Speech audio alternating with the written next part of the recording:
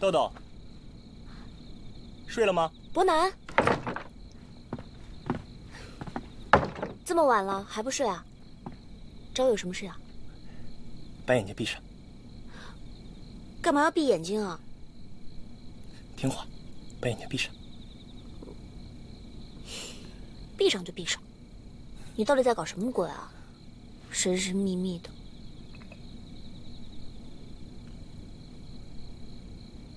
可以了吗？什么时候能睁开啊？睁开吧。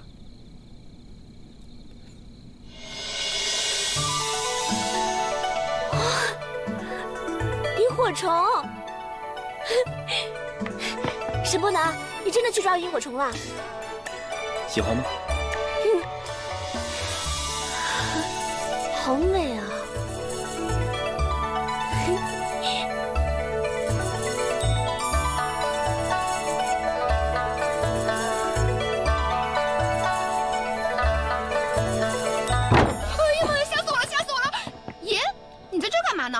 我好多虫子呀！不打点药。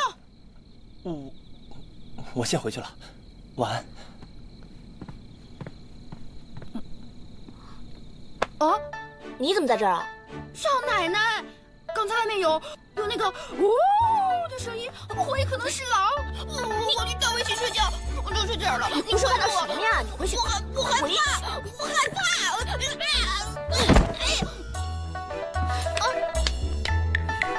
我就睡这儿了。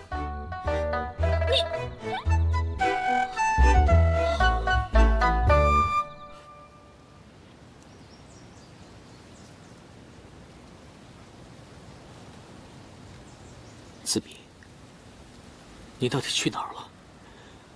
我们不是说好了要在客栈见面的吗？你怎么不说一声就走了呢？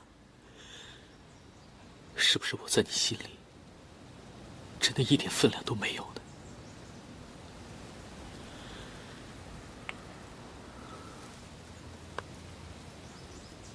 子明，你知不知道我有多想你？拜托你赶紧回来好不好？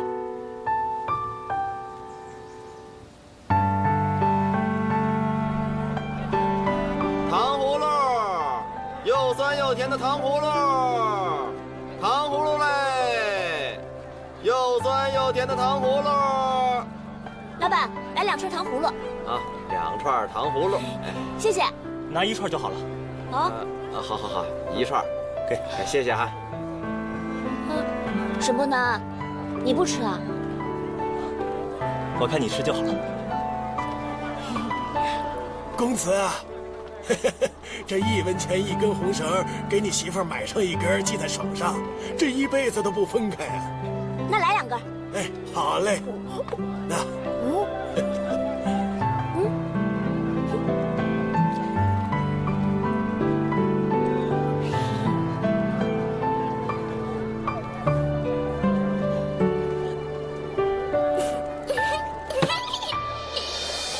拿着。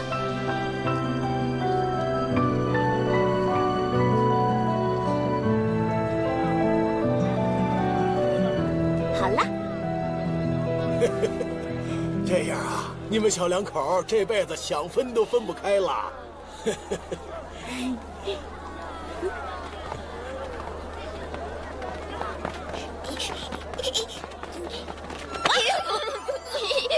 大大。太好了，你们在这儿。爷，就是人家也想跟你一生一世，人家也想让你帮我系红绳。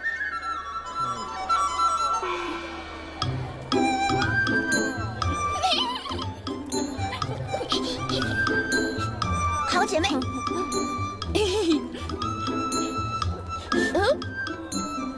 可是这根太短了，系不上。太短了。可是那个人跟我说我的手腕挺细的呀，我得叫他旋上去。等着。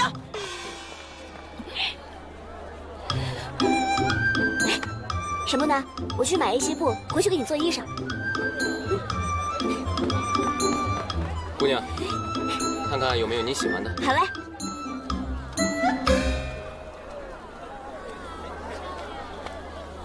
哎，公子买一个吧。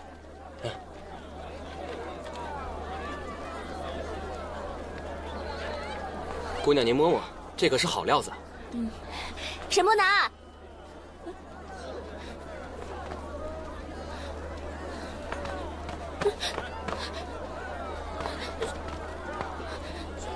沈伯南，沈伯南，你在哪儿？沈伯南，沈伯南，你在哪儿？沈伯。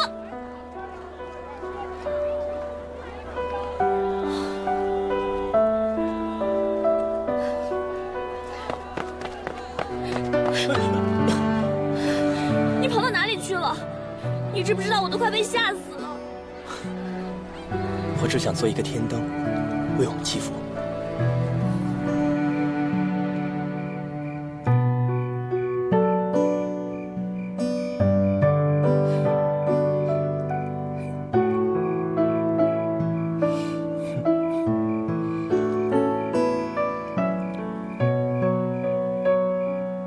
哎，豆豆，你们家乡怎么称呼这种灯啊？称呼可多了呢。南方有的人叫它平安灯，也有人叫它祈福灯。小的时候，爷爷曾经告诉我，这种灯叫孔明灯。知道为什么吗？三国时期，诸葛武侯被困蜀地，他发明这种灯用来求援，所以叫做孔明灯。其实我今天买这个灯，是为你祈福的。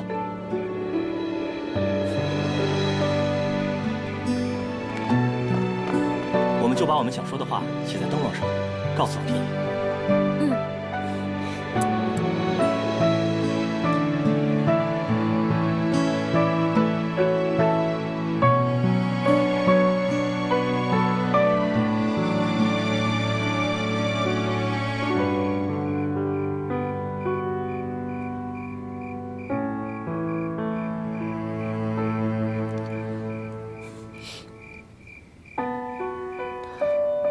在天愿作比翼鸟，在地愿为连理枝。沈伯南。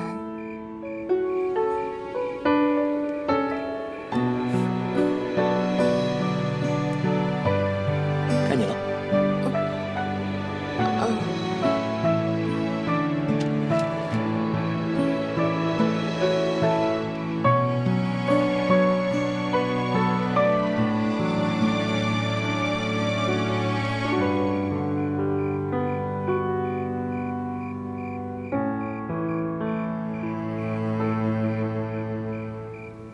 豆豆，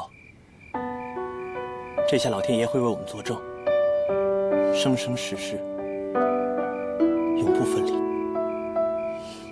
生生世世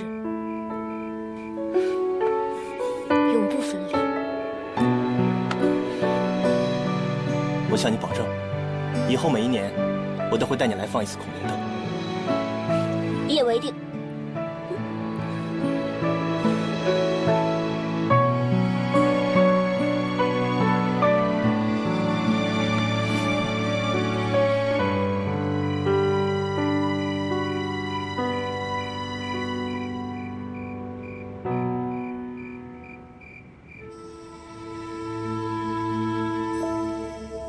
还有那个沈祖光，我也绝对不会放过他。我要揭露他的假面具，让所有的人都知道，他卖友求荣，背信忘义。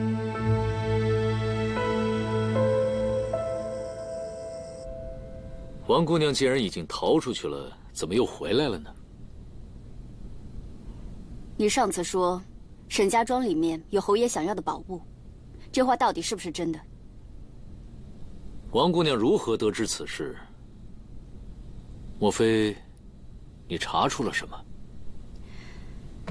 我找到侯爷写给沈祖光的信函，还有这个。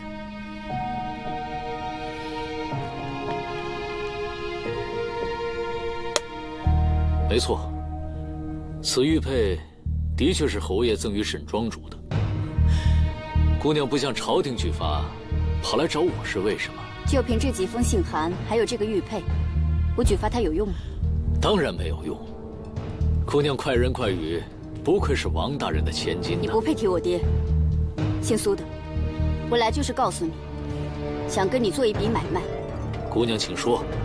我替你去沈家庄找出侯爷想要的宝物，你要把沈祖光出卖我爹的亲笔信函交给我。侯爷手下能人甚多，区区宝物，不敢有劳姑娘。你如果能拿到的话，还要等到现在吗？我之所以来找你，就是不想让我爹死得不明不白。我要找到沈祖光卖友求荣的证据，让他遗臭万年。说得好，说得好。我跟王大人的立场虽然不同，但对于沈祖光卖友求荣的卑鄙行径无法沟通。这么说，你答应了？君子一言。臭丫头，难为我设计这个圈套，不信你不上当。月儿弯弯，照九州哎，几家欢乐几家愁，几家夫妇同罗帐，几家飘零在外头喂。这首歌真好听。其实这首歌还有一个故事呢。什么故事？当年我娘其实是在河上摇橹为生的。那一年，她和我爹在卓家糕饼铺前一见钟情。后来我爹为了追求我娘，他就天天去搭他的小船，听他唱这首歌。后来啊，他越听越着迷，结果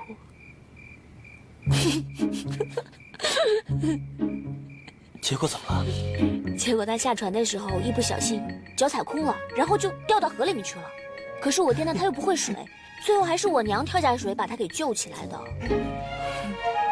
想不到爹那么一板一眼的人，也会有这么浪漫多情的时候。可不是嘛。那再后来呢？再后来啊，我爹进京赶考的时候，我娘就特别思念他，所以呢，他每天就唱这首歌，不知不觉我就学会了。估计我在船上听到这首歌，也会掉到河里去。是不是你也同样会被我感动啊？是被你吓的。吓的？沈波南，哎你给我站住！别跑！别跑！什么叫吓的？你这怎么说话的？你再说一遍。你真要说？喂，你不许跑！喂，沈波南，你给我站住！哼！你给我把话说清楚，什么叫我会把你给吓的？我有那么可怕吗？哪有这么可怕？你说话呀你！好了好了，我逗你的。逗？我的意思是，我怕我这辈子都听不到你唱歌，吓得会死掉。这还差不多。豆豆，其实从我第一眼见你，就认定你是我的神仙姐姐。之前我病了，是你照顾着我，领着我。现在我好了，我发誓我一定会用我最大的努力，好好照顾你，守护着你，绝不让你受到一丝伤害。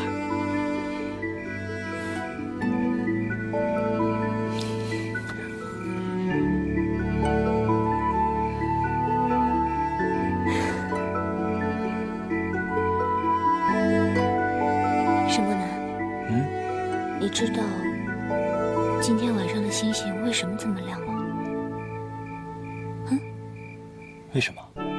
因为今晚的星星离我们很近很近。放心吧，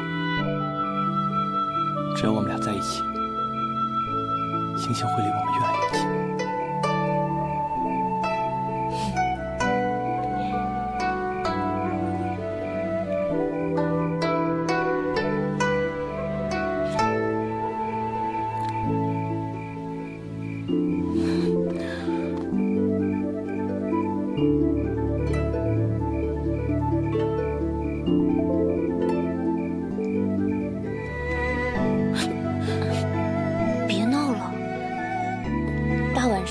会有别人看见的。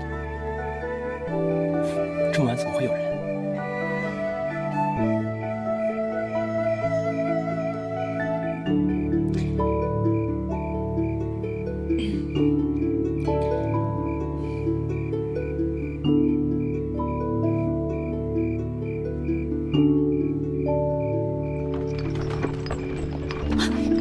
还说没有人。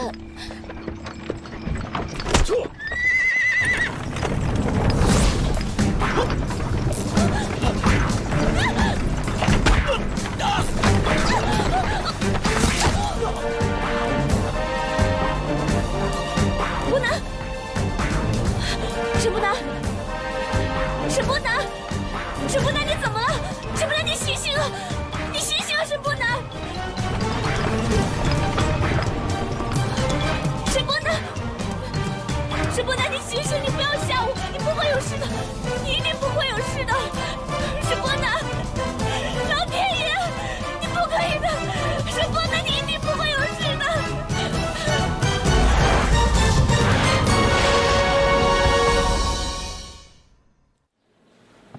怎么了？怎么了？他又怎么了？一个傻瓜刚治好了，现在又摔傻了，是不是？于神医，你快帮伯南看一下他到底怎么了。他就是被撞了一下头，可是为什么这么长时间还没有醒过来？他没事吧？你帮他看看，他要不要紧啊？别吵，别吵，别吵！不对呀，文娟啊，这伯南的心脉怎么全部震断了啊？快去准备针，我要给他行针。哦。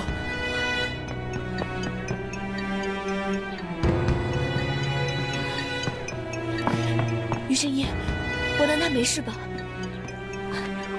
他应该不会死吧？豆豆，我跟你说句实话，现在伯南的心脉尽断，我只是拿金针暂时控制住。如果明日午时之前他吃不上9转还魂丹，那他必死无疑。9转还魂丹，上哪去弄这个9转还魂丹呢？9转还魂丹乃是当年神医张世阳所秘炼，现在世上只有3颗，其中1颗就在微昌侯府。哎，二叔，这个9转还魂丹，你怎么知道的那么清楚啊？当年老侯爷得病，先皇赐予他救命丹药，就是秘制的9转还魂丹。可当时的小侯爷却为了一己私利，将它据为己有，害得老侯爷没有药治死掉了。所以现在这颗9转还魂丹一定还在微昌侯府里。哦。哎，豆豆，你去哪里啊？微昌侯府。你现在急着去，可你知道东西在哪里吗？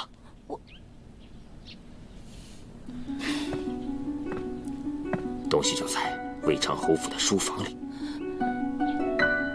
记住了，明天午时之前一定要赶回来。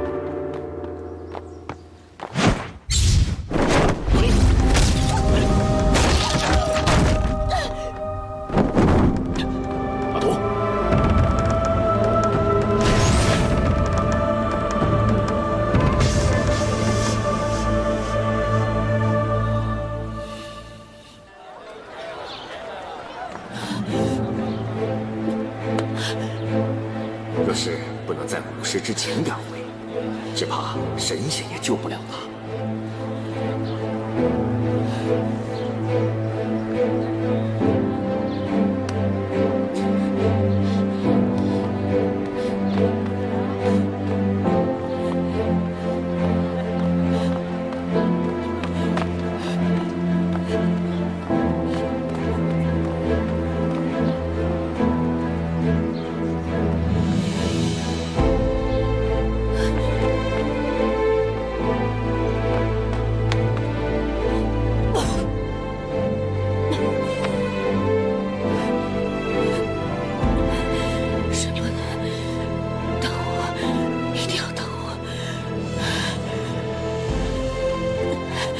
姑娘，怎么了？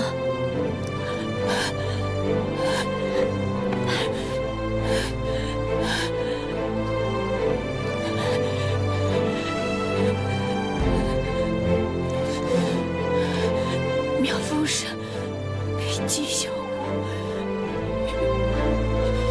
于神医。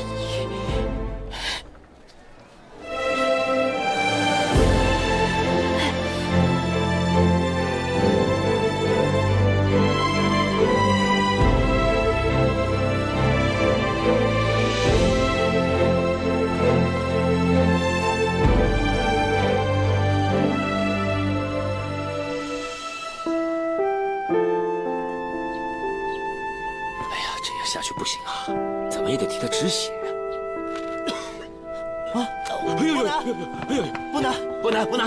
哎呀，来来来，哎呀哎呀，哎呀，这样不行啊！这豆豆还不知道什么时候才能回来，那我们得想办法替他止血啊！我去后山采药，你把那些田七全部捣成浆糊，好不好？好，我们俩分头行动。快快快！哎。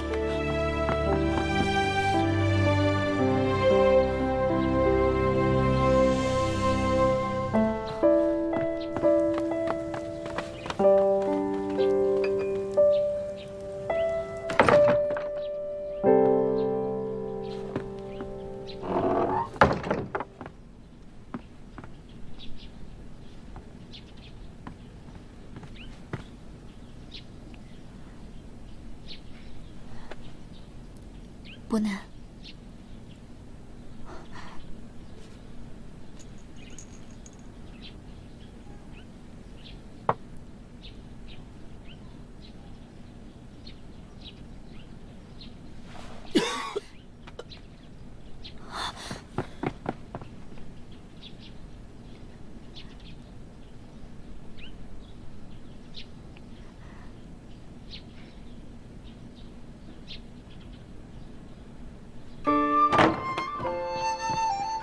你是谁啊？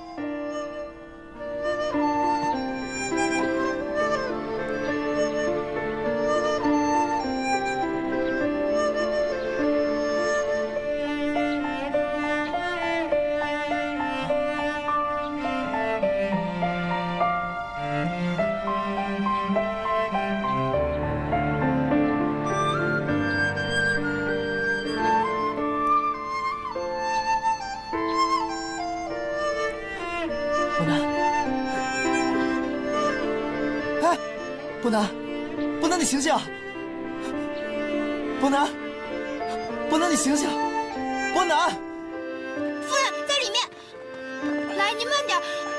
哎，神医。哎，于神医，小儿伯南如何了？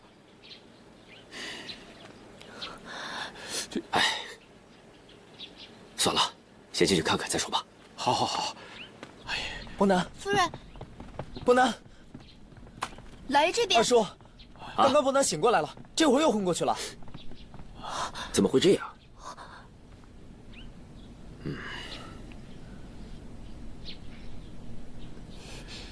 哎，奇怪了啊！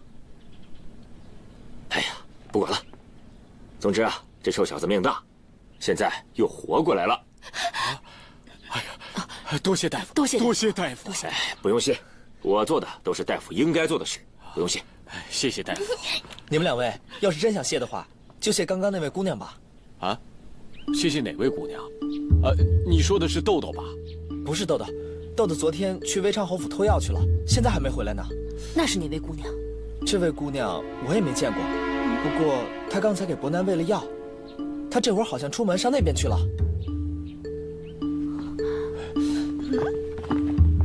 哎，姑娘，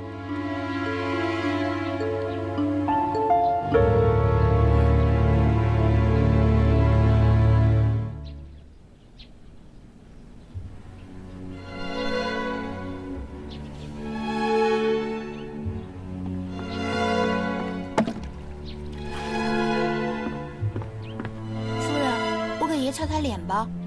还是我来吧。哦。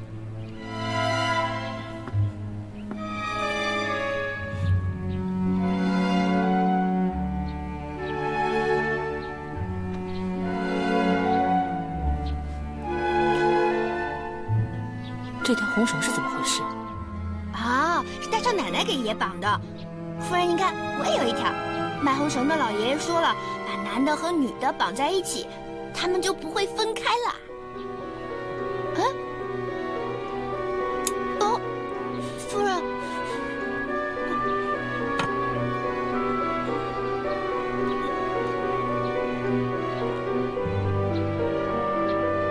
这又是怎么回事啊？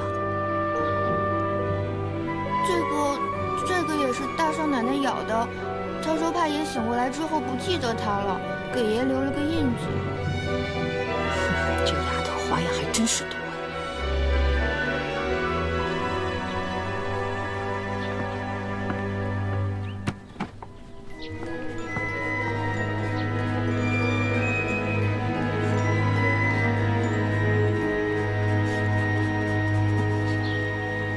哎呀，回来啦！伯南少爷他轻点啊！还没有醒过来呢，赶快抬进去。好，小心点啊！慢点，慢点，小心点啊！慢一点。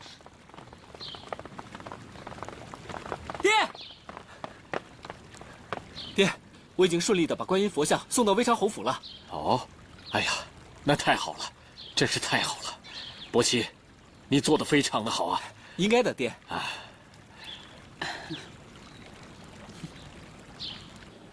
师傅，怎么了，小六子？万全，快过来！豆豆姑娘受伤了。豆豆，豆豆，怎么会这样？我怎么知道？有人发现她躺在路边，就把她送到医馆来。我一看情况不对，就赶紧把她带到山上来了。豆豆，哎呀，好了，别说那么多了，快把她抬到屋里来。哦，慢点，慢点，慢点啊！来，豆豆啊，乖孩子，醒醒啊！豆豆，豆豆，哎，二叔，他到底怎么了？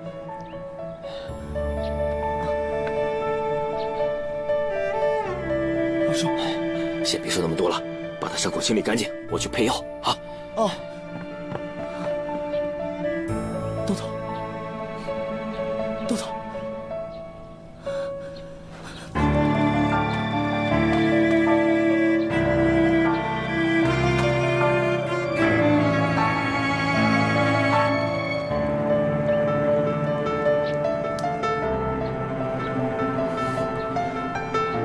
豆豆，到底发生什么事了？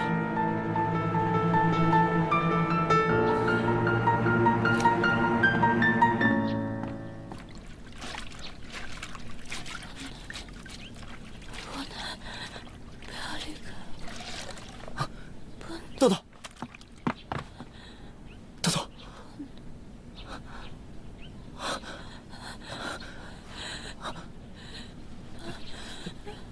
臭小子，现在不能趁人之危。来来来，二叔，你想什么呢？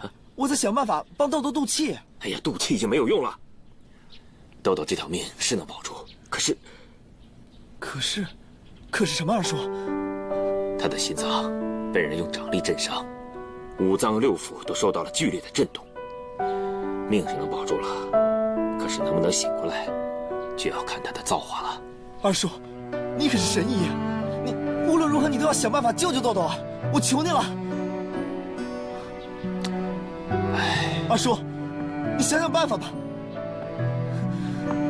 都怪那个沈伯南，如果不是他的话，豆豆怎么会变成现在这个样子？豆豆平时做事从来不敢吃亏的，没想到这次为了沈伯南，竟然愿意赔上自己的性命。问世间情为何物，这叫人生死相许啊！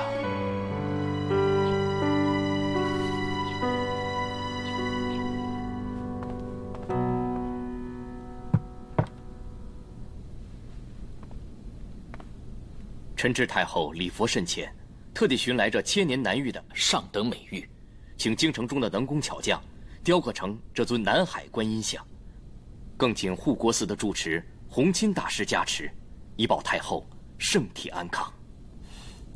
真是太好了，哀家喜欢。难得你有这份孝心，哀家日后一定重赏于你。启太后，臣不要封赏，臣只愿国祚皇皇万世荣，愿太后福贵寿全，与天齐。你真是会说话。不过，如果你不要哀家封赏于你，哀家怎么好意思收下你这个礼物呢？啊，启太后，这是臣拟的一份名单，这上面全是忠贞有才之士，恳请太后恩准加以重用，则我朝之幸也。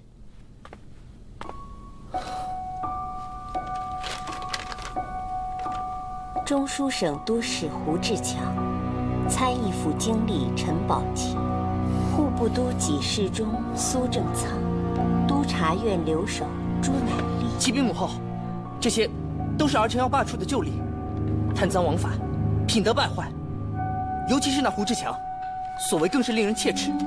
儿臣已获多人弹劾，正要对此人展开调查。魏昌侯推荐之人皆属败类，自身亦难逃私相授受之嫌。冤枉太后，这上面所列之人，皆是朝廷百官所见，何来贪赃之说？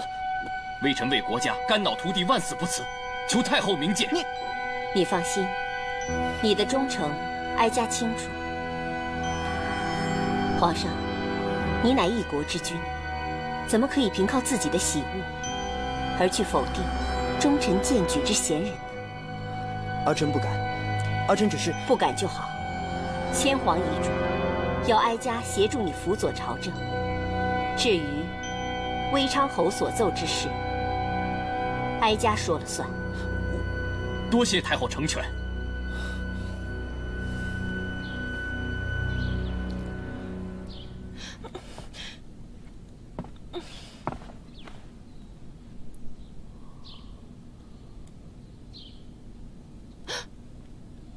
爷，你醒了。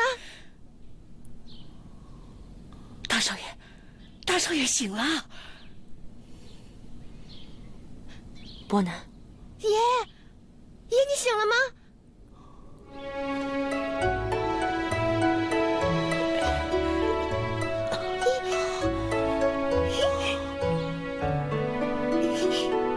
爷。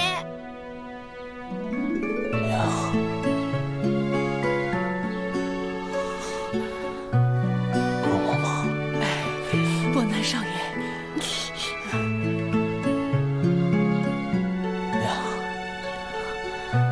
孩儿不想让你担心了。别这么说，看到你健健康康的，娘真的很高兴。爷，还记得大大吗？我是你的大大，又让我担心了。你记得我吗？大大，爷，快点放手啊！大少爷才刚刚清醒，你别把他吓着了。没事，习惯了。以后不能再这么惯着他了，一点规矩也不懂，还不把大少爷的参汤端来？是。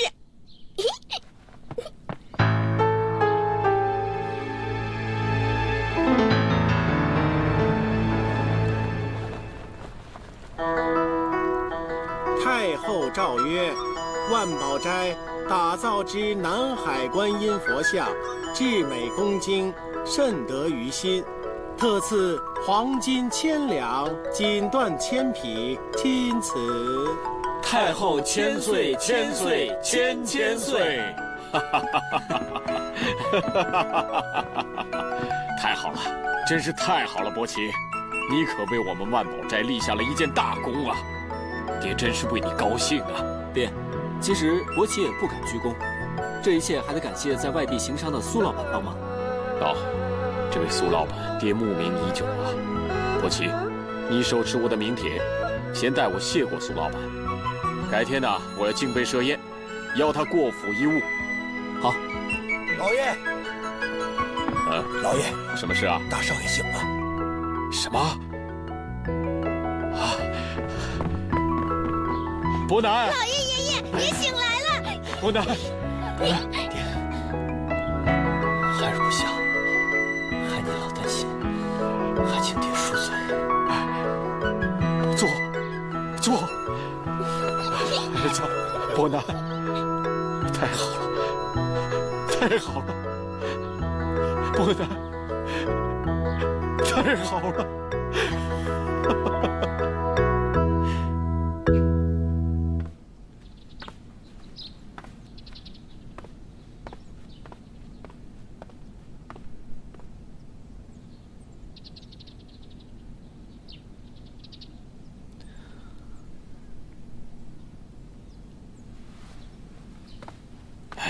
伯南呐，你受伤失忆这15载，爹一直对你心存愧疚。幸好上天有眼，让你恢复了神智。如今只要再查出杀害你爷爷的凶手，爹就能告慰他老人家在天之灵了。伯南，你得仔细的想想，当年你有没有看清楚和恒生共同行凶的歹徒究竟是谁？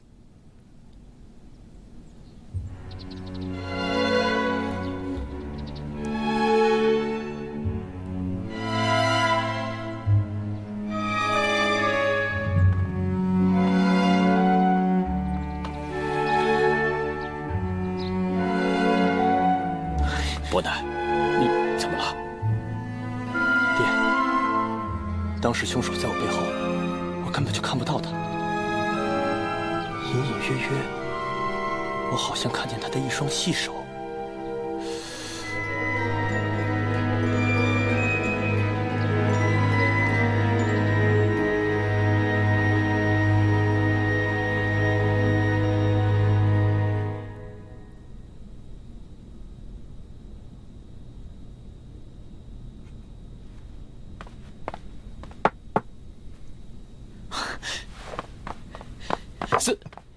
公子，请慢用。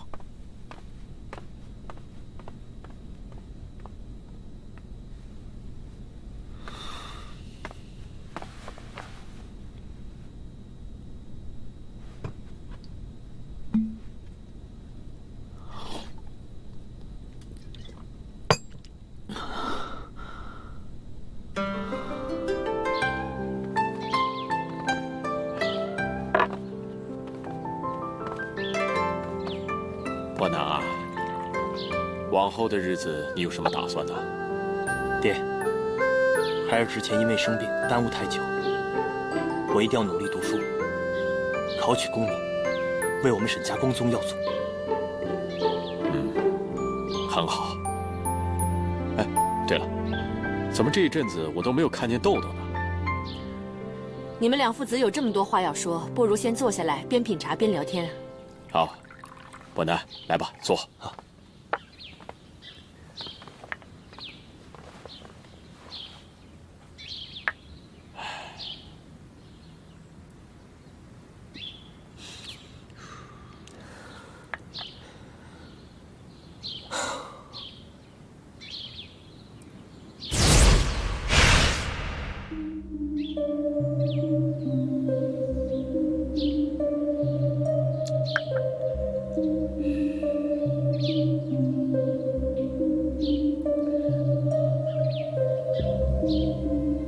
伯南啊，你是不是想起了你以前在那株最漂亮的木？老爷，这茶很香的，趁热喝啊。啊，哦。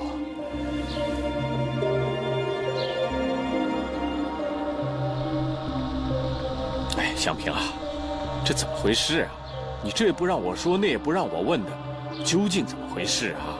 伯南的病才刚刚好，应该先让他自己摸索、熟悉环境以后再说，别一下子塞太多东西在他脑袋里，有害无益。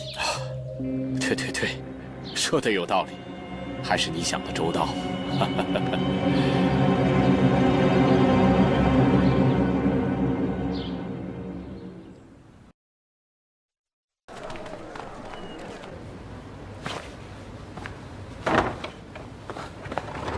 苏老板，请。爹。啊，苏老板大驾光临，欢迎欢迎啊！哎，沈庄主，苏某乃是残疾之人，迟到一步，还望沈庄主海涵。哎，苏老板言重了，快快快，请入座吧，请入座吧。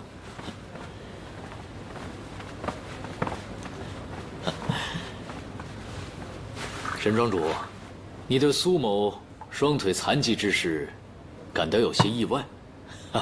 过往之事实在不足为外人道啊。沈某只是感于啊，苏老板虽然不良于行，但却头脑金光，成就非凡，更胜过健步如飞之人啊。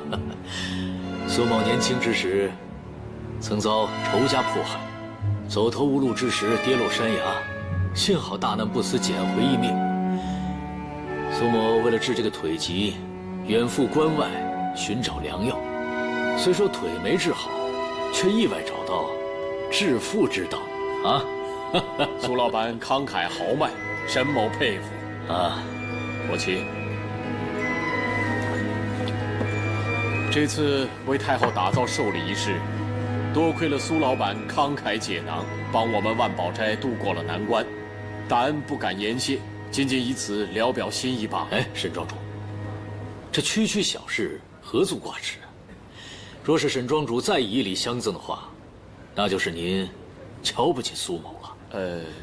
再说，我与令郎伯奇一见如故，此身又膝下无子，早就将伯奇视如己出了。这只是我举手之劳，沈庄主，你呀，真的不必放在心上。爹，其实这次事情得以顺利完成，还得感谢一个人。那就是苏老板的义女柳絮姑娘。哦，爹，孩儿与柳姑娘心心相印，情投意合，这次也全靠柳姑娘才会让苏老板答应出面相助的。还请爹成全我和柳姑娘吧。哎，伯奇啊，你这么说就不对了。学而自幼，知书达理，与你之交也是止乎于理。他既然都知道你有家室了，心高气傲如他，又岂会破坏别人的姻缘呢？可是苏老板，爹，闭嘴，起来。苏老板，我敬你。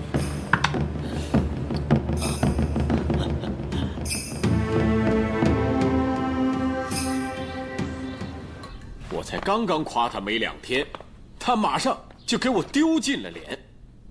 明明是贪慕美色，他居然还想趁机邀功，还想在苏老板面前逼着我同意他纳妾，简直是岂有此理！我就说这孩子平时鬼心眼多，干不了什么正事。顾月小姐，其实伯奇少爷他本质不坏，再给他一次机会，相信他会改过来的。哎，原本这一次的事情之后啊，我还以为他大有进步了，我正想把万宝斋交由他管理，现在看来啊，他根本经不起考验。管理万宝斋这么大的事，不用急着做决定啊，先看看吧。哦，对了，香萍啊，我倒觉得这位苏老板为人慷慨豪爽，而且做事又不忘回报，我倒觉得他是个值得交往的朋友啊。这样的朋友是很好啊。我今天才知道，他可是咱们江南的老乡啊。他还说了，他已经很久没有尝过地道的江南菜了。哎，我正想把他请到家里来，尝一尝郭嬷嬷的手艺，你觉得如何呀？当然好啊，嬷嬷可是我们沈家庄之宝，她做的苏杭本帮菜，在京城一带，我相信很难有人能出其右。小姐这么说，我还真不敢当。不过做菜是可以的，但是如果姑爷要请苏老板吃饭的话，请早点告诉我。你知道有些材料得花点时间呢。好好好。一杯热茶送给爷。不喝呀？不喝茶没事啊，写了那么久多累呀。这是人世间最好吃的猕猴桃，吃不吃爷？你尝尝，放了2天还没坏呢。我不要。不要啊？你看你不要再写了，多累啊。大家给你编好东西。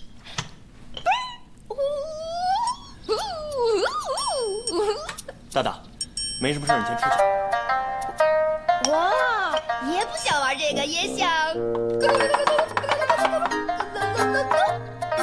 我让你出去。嬷嬷。出去。那我跟你要出去。出去吧。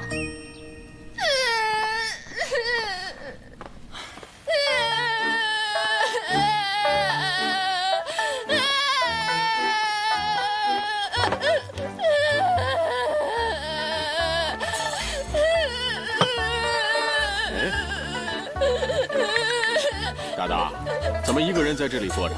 不进去伺候着大少爷呢？老爷，我被爷给赶出来了。他嫌我动作粗鲁，成事不足。他还说我体型太大了，站在书房把火给挡住了。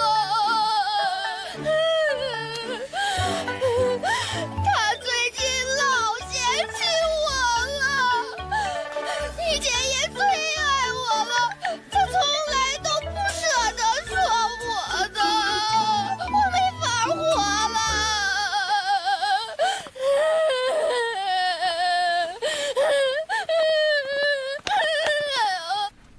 伯南呐，爹，在写些什么呀？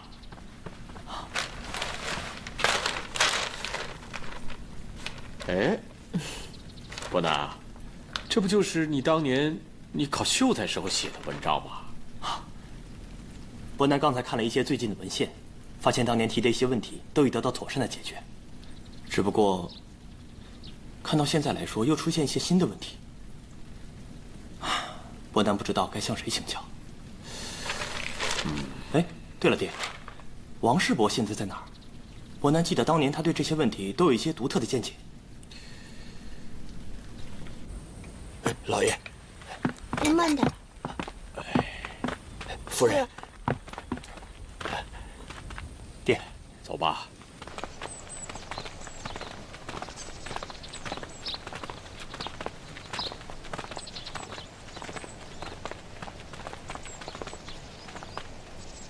爷，他是。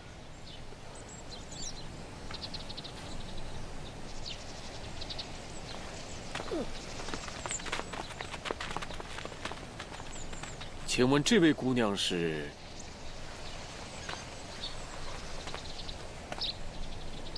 侄女王子密，向沈伯父、沈伯母请安。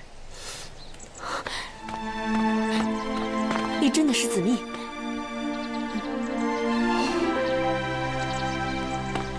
老天有眼呐！老天有眼呐！老天有眼呐！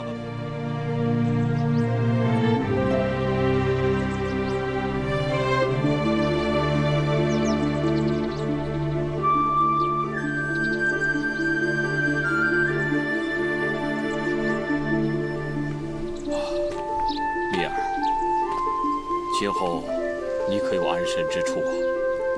安身之处倒是有，只是安心之处却再也找不到了。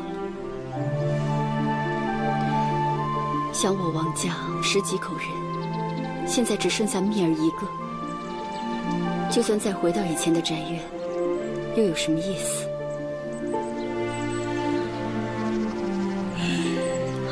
沈伯伯，真对不起，让你跟着蜜儿一起这么难过。沈伯伯，你放心吧，现在蜜儿暂住在京城的一家客栈里，你不用为我担心。哦，那今后你有什么打算吗？蜜儿现在唯一的打算，就是找到凶手，替爹娘报仇。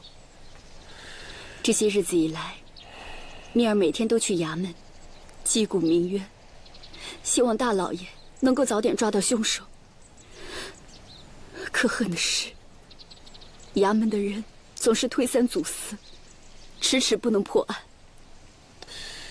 其实啊，也不能怪他们。或许这个凶手早就已经不在京城之内，他们的行踪诡秘，所以这件事情要办起来也不是那么的容易啊。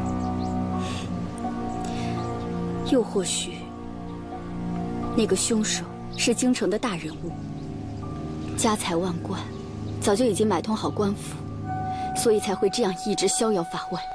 你说的也不无道理，但如果真的是这样的话，你还是这样贸然求官，很可能反而会招来杀身之祸呀。自从爹娘去世的那一天，蜜儿就将生死置之度外，恨不能早一点去见爹娘。只是大仇未报，蜜儿不能这样轻寻短见。蜜儿虽然是一介女流，但是这点危险从来都没有放在眼里过。唉，你一个女孩子家，居然有如此的胸怀。果然呐，虎父无犬女啊。夏君啊，你生了一个好女儿啊！如果你地下有知，就该好好的保佑她，让她早日将凶手缉拿归案，也替你们王家找回公道啊！沈祖光，好你个卑鄙小人，还在惺惺作态。蜜儿，你一个姑娘家在客栈里住着，总是不太方便。要不，沈王两家本有会约，可是伯南已经娶了豆豆，他和豆豆感情那么好，如果把子密接回家住，恐怕不太方便。沈伯伯，蜜儿现在身带重孝，不宜去府上。等守孝期满，蜜儿一定登门拜访，去看望沈伯父、沈伯母。好，好。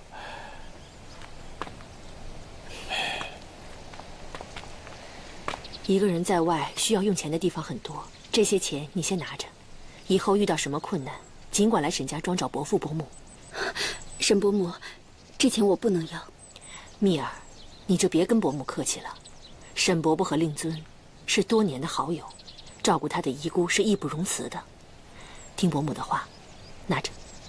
沈伯母，您的心意蜜儿心领了，只是蜜儿不能接受。虽然王家家道中落，但是爹爹的教诲，蜜儿永远都不敢忘。绝不能靠别人的施舍过活。你怎么能这么说呢？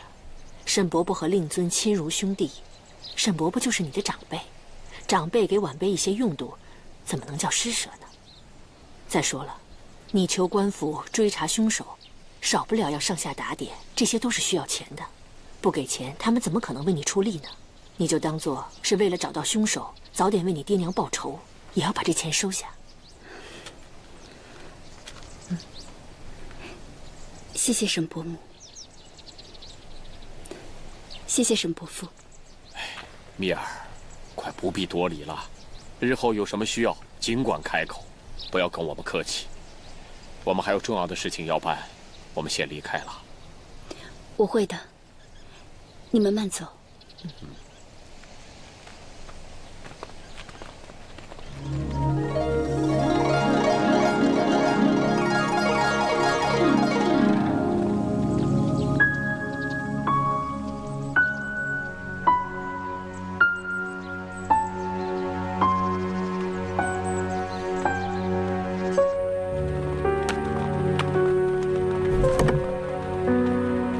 少爷，怎么这么眼熟呢？好像在哪儿见过。伯南，怎么了？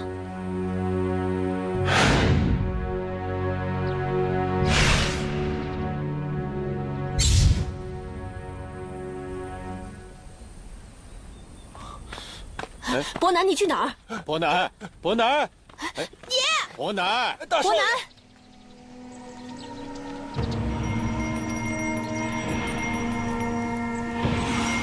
沈祖光，你以为你一张银票就能洗掉你身上的血腥，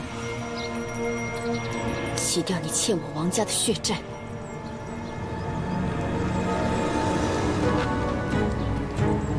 爹，娘，你们再等等，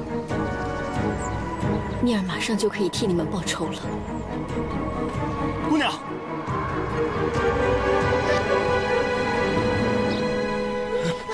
爷，爷，哎，大胆！爷，沈伯南多谢姑娘救命之恩。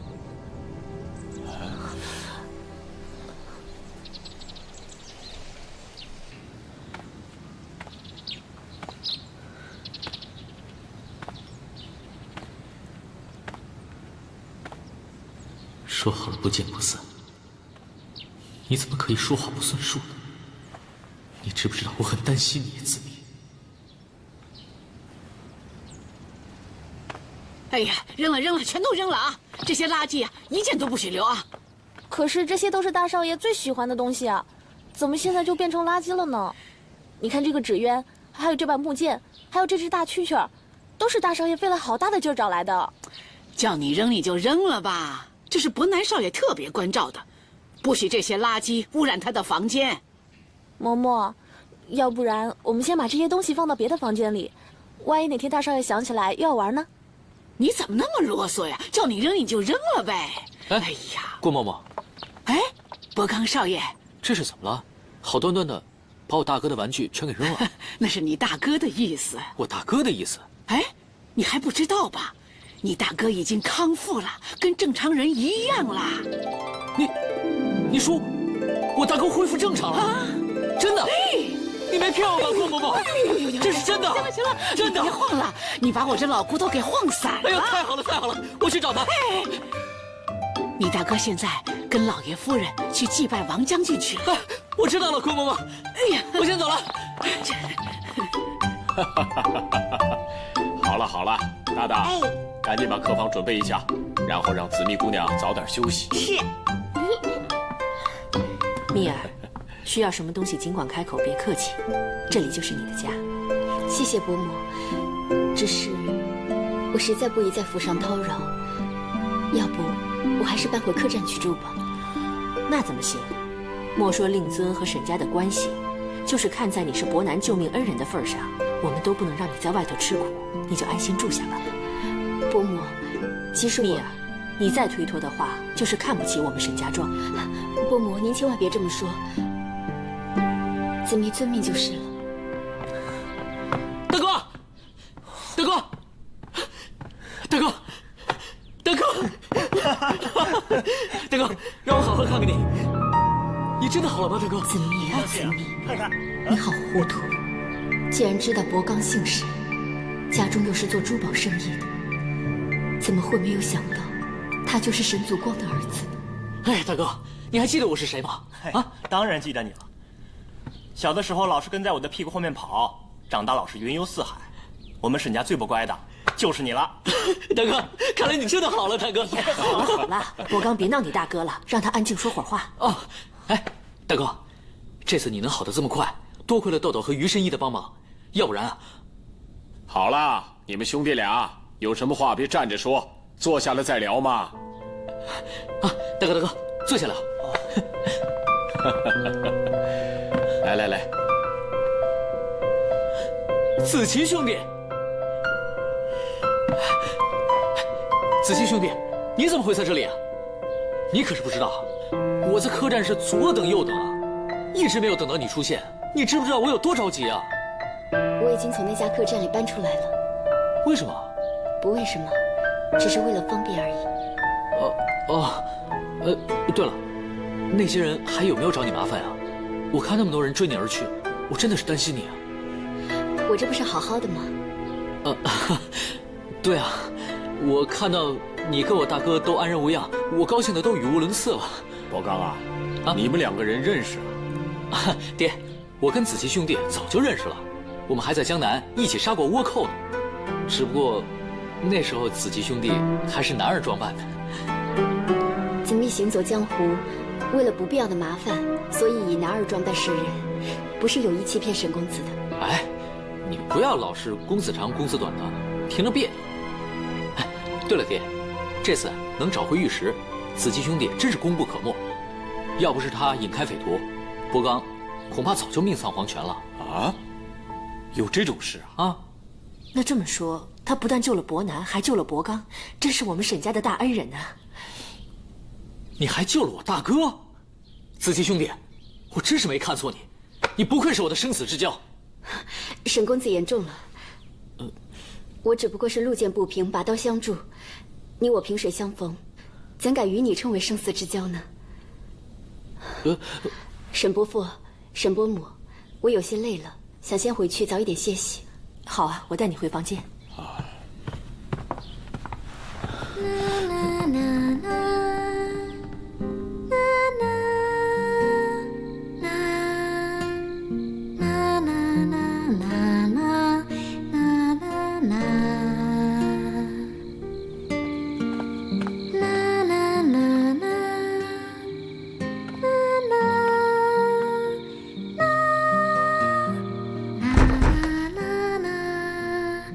子琪，你睡了吗？我有话对你说，你出来一下吧。我已经睡下了，有什么事的话，明天再说吧。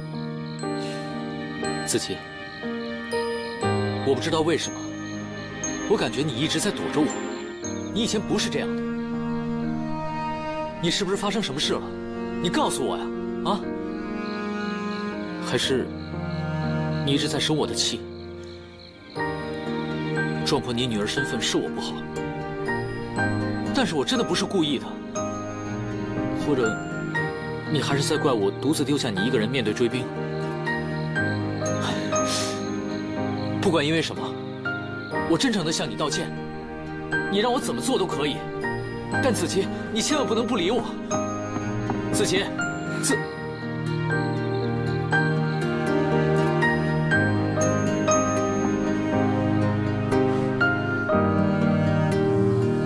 我要怎么告诉你，你爹是害死我全家的凶手？我又要怎么告诉你，我来沈家庄的目的是找你爹报仇？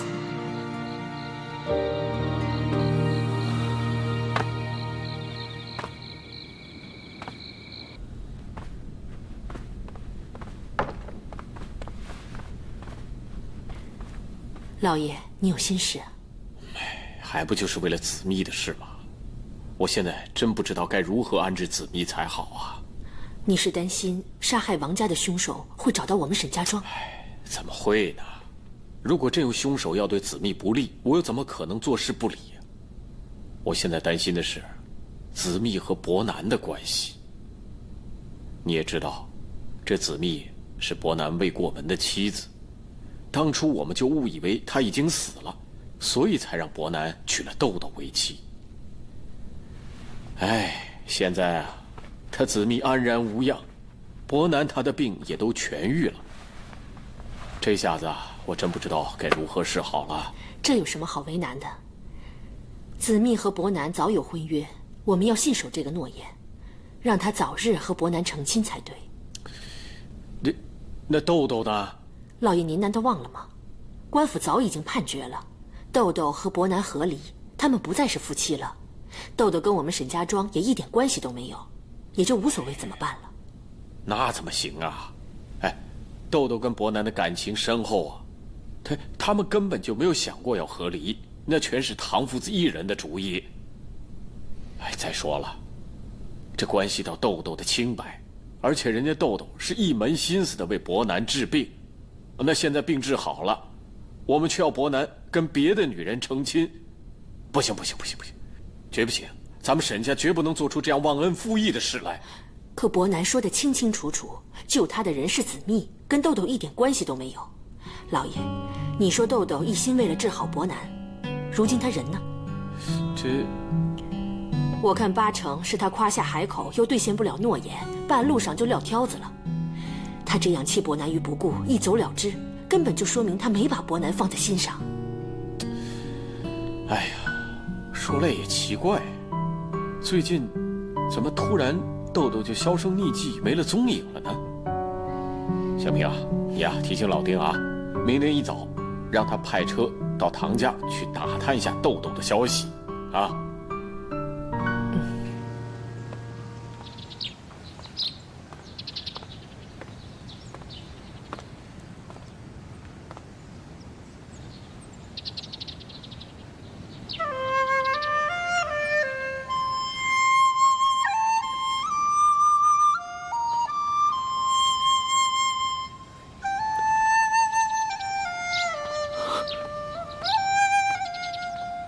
紫蜜姑娘，沈公子有事找我？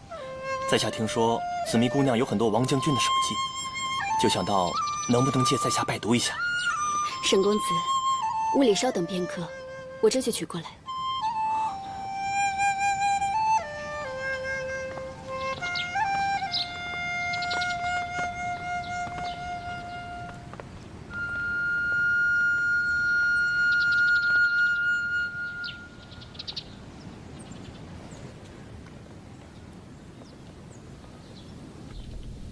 解除海禁，开埠通商。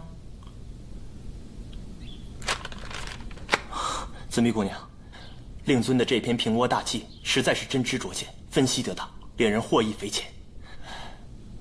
只不过这个解除海禁，开埠通商，在下实在不敢苟同啊。你也认为这条太过于急功近利了，是吗？解除倭患，毕竟不是一朝一夕的事。贸然解除海禁，开设通商口岸，倭寇有利可乘，反而会更加猖狂。想不到紫蜜姑娘和在下不谋而合。其实这其中的道理，我爹怎么会不知？只是这平倭大计，无论是对主和派还是主战派来讲，都无利可图。所以我爹一直被两方孤立，没有办法。我爹只能出此下策，开埠通商，给两派的官员一些捞钱的机会，这样，他们才可以支持我爹。想不到这关乎社稷大业之事，也被他们加以利用。紫蜜姑娘，那后来令尊的这个大计实施了没有？我爹还没来得及实施报复，他就……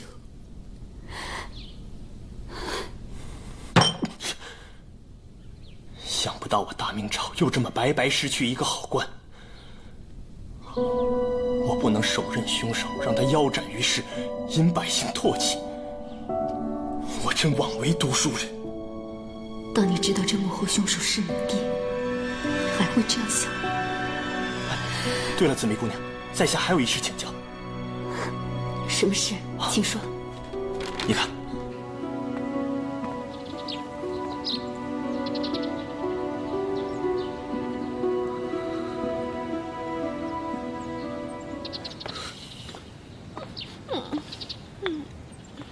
大大，你这在干什么？三少爷，爷不要大大的大将军了。大将军？大将军就是他。你知道抓他可不容易了，我辛辛苦苦才把他抓来的，就想送给爷，让他高兴高兴当礼物的。这个爷说了一大堆大家根本都听不懂的话，然后还说让我把这些东西都拿出来，以后再也不要再给他了。大哥，他真这么说的？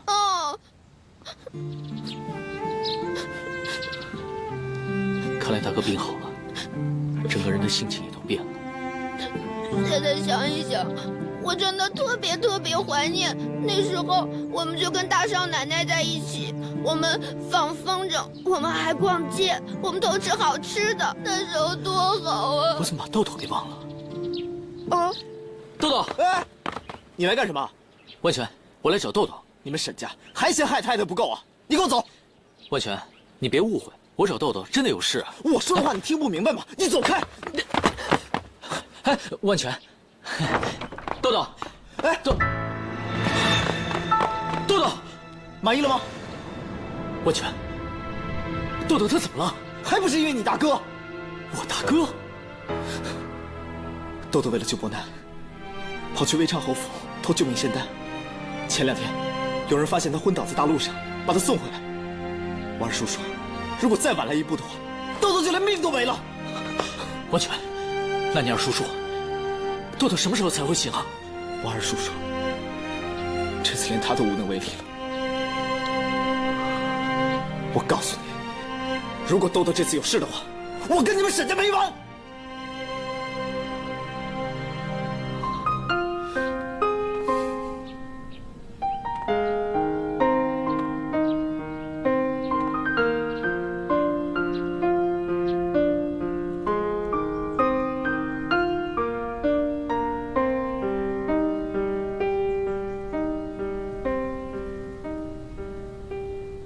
姑娘最近如何呀？不关你的事。可见沈家待你不薄啊！少废话。我现在已经取得沈家人的信任，接下来该怎么做？快说。王姑娘，何必这么心急呢？你若存心消遣我，恕不奉陪。我早已经安排好，就怕你不肯。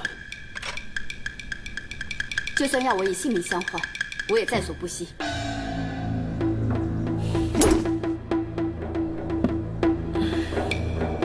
王姑娘言重了。王姑娘不但不会死，还要成就美事。我要你嫁给沈伯南。怎么，做不到？那做不到，只好前功尽弃了。我会嫁给沈伯南。你说什么？大声点，我听不到。我会嫁给沈伯南。既然你跟沈伯南的喜事必须在江南老宅举行。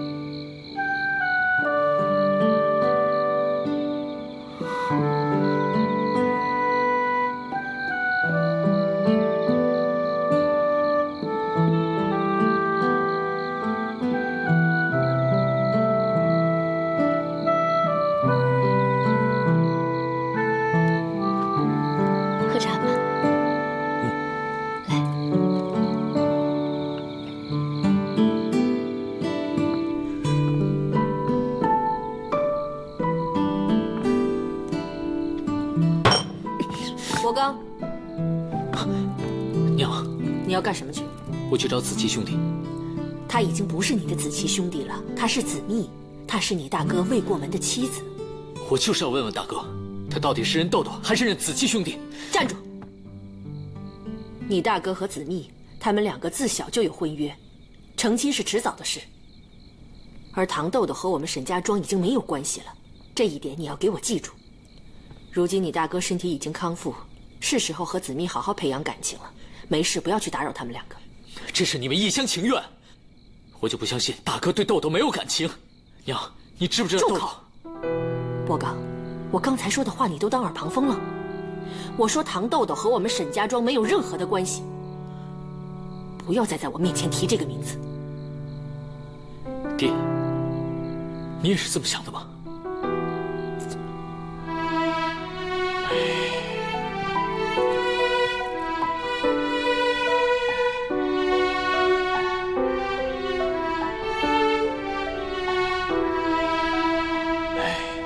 也难怪伯刚他不能接受伯南和子密呀。豆豆，他虽然喜欢胡闹，但是沈家上上下下都喜欢他的真性情，大家也都认定他就是沈家的大少奶奶。现在突然间要子密顶替他的位置，换成是谁都难以认同啊。老爷，你真的认为现在的伯南和豆豆在一起会幸福吗？豆豆是市井长大的野丫头，读书少，不懂礼节，不守规矩，整天只知道打小算盘。而子密是大家闺秀，知书达理，温柔懂事，论修养境界，豆豆都比不上她。如今我们的伯南已经不是以前那个8岁智商的小孩子了，他要的不是一个陪他疯陪他野的玩伴，他要的是一个能理解他、辅佐他、为他生儿育女、照顾家庭的妻子。我已经决定了，再过几天就向子密提亲，把2个人的婚事尽快办了，免得夜长梦多。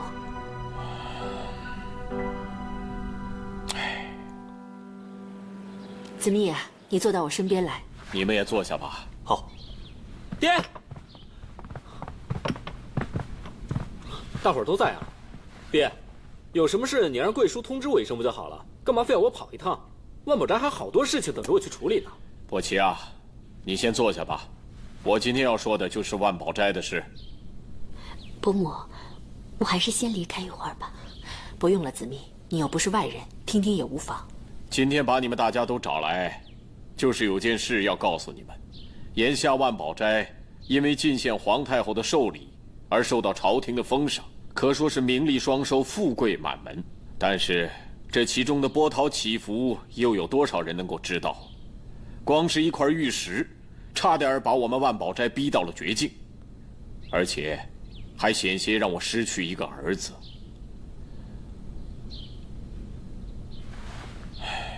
所以啊，跟朝廷打交道看似风光，但是稍有不慎就会招来大祸，落一个不得善终的下场。所以经过这件事之后，我已经感到身心俱疲，我只想早一点回到江南老宅去，和你们的娘过上几年快乐悠哉的生活。那爹，万宝斋怎么办？这就是我今天把你们大家找来的目的。既然你大哥的病已经完全康复了，我打算把万宝斋交给他来管理。伯奇、伯刚，你们可得帮帮大哥，知道了吧？爹，大哥他从来没有当过家，您是不是应该再考虑考虑？我已经考虑得很清楚了。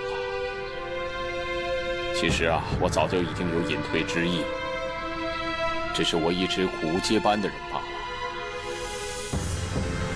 你大哥的病已经好了，也算了却了我心头的一桩心事了。可恶，爹完全没有把我放在眼里。从今往后，你们三个兄弟一定要齐心协力的管理好万宝斋。爹，恕伯南不能从命。伯南无意接管万宝斋，请爹另觅人选。伯南，你这是为何啊？伯南记得曾经答应过爷爷，有朝一日一定要考取功名，出乡入仕，重振我们沈家光辉。伯南，你还记得你爷爷曾经跟你说过的话？爷爷曾经跟我说过，我们沈家原来是官宦之后，因为得罪了前朝官宦，所以才会家道中落。曾祖爷爷更是因为这件事情耿耿于怀，抑郁而终。不错，当年你曾爷爷在世的时候，我的年纪还小，我只隐约的记得，他终日长吁短叹，很少跟我们这些晚辈打交道。爹，之前伯南因为受伤而不能完成爷爷的心愿，视为不孝。现如今未经为师，说什么我也要试一试。一来为天下苍生谋福利，二来也告慰爷爷的在天之灵。伯南，有你这句话，你爷爷死而无憾了。只是你已经荒废了这么久，你办得到吗？有志者事竟成。现如今我大明士农工商，商人排在最后，甚至不如工匠和农夫。我作为沈家的长子嫡孙，说什么也要担起光宗耀祖这个责任。爹，大哥说的太好了，人各有志，您就别为难他了吧。爹，伯刚从小自由惯了，咱们万宝斋的工作，我实在做不来。你们一个要入世，一个要自由，那将来万宝斋的生意谁来打理啊？爹，我倒觉得，伯奇在万宝斋主事已经有段时间了，万宝斋能有今天，可以说他功不可没。我觉得可以让伯奇试一试。爹，还是一定不会让您失望的。我还有什么办法呢？老爷，这件事您先别急着做决定，我还有事情要跟你商量。什么事啊？伯南不是要专心读书吗？咱们不如将他和子密的婚事先办了，这样他就能专心认真读书了，我也能和你安心回江南了。子密啊，这桩婚事是你爹生前和你沈伯伯说好的，我想你不会反对吧？子密听从伯母安排。老爷，你听到没有？子密她答应了。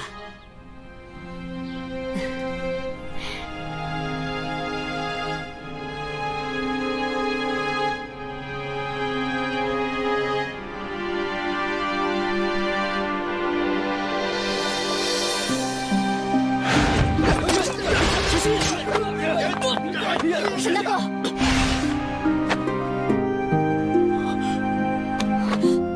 你无耻！